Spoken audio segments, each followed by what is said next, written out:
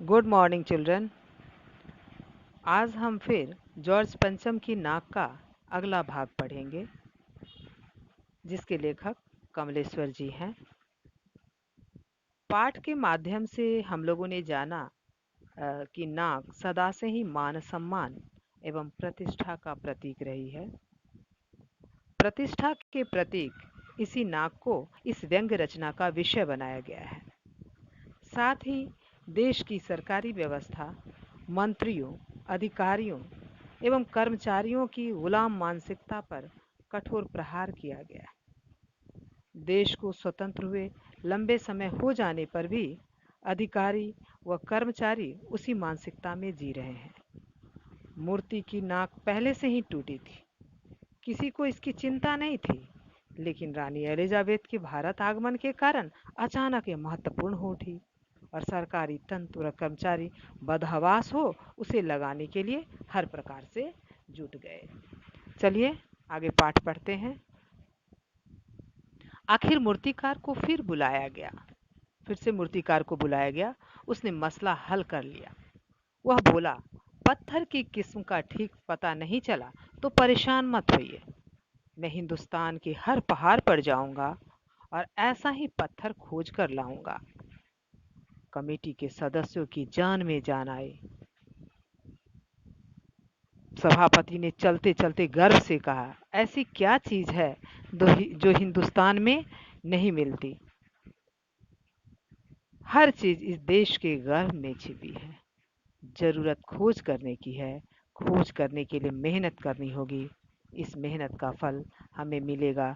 आने वाला जमाना खुशहाल होगा। यह छोटा सा भाषण फौरन अखबारों में छप गया। मूर्तिकार हिंदुस्तान के पहाड़ी प्रदेशों और पत्थरों की खानों के दौरों पर निकल पड़ा। बच्चों देखिए, यहाँ पर सरकारी पैसे का किस तरह दुरुपयोग किया जा रहा है। देश भ्रमण करके एक नाक लगाने के लिए एक विदेश की चाटुकारिता करने के लिए। कुछ दिन बाद वह हताश लौटा। उसके चेहरे पर लानत बरस रही थी। उसने सिर लटकाकर खबर दी, हिंदुस्तान का चप्पा चप्पा खोज डाला, पर इस किस्म का पत्थर कहीं नहीं मिला। यह पत्थर विदेशी है। सभापति ने तहस में आकर कहा, लानत है आपकी अकल पर। विदेशों की सारी चीजें हम अपना चुके हैं, दिल, दिमाग, तौर तरीके और रहन सहन। जब हिंदुस्तान में बॉल डांस तक मिल जाता है तो पत्थर क्यों नहीं मिल सकता। यानी भारतीय जनमानस में यहाँ पर पाश्चात्य सभ्यता के प्रति बढ़ती रुचि को देखकर यहाँ पर लेखक व्यंग कर रहे हैं कि युवा वर्ग भी क्या है, वह पाश्चात्य सभ्यता और संस्कृति को अपना रहे हैं, भौतिकता के प्रति आकर्षित हो गए हैं, स्वार्थी प्रवृत्ति के हो गए हैं,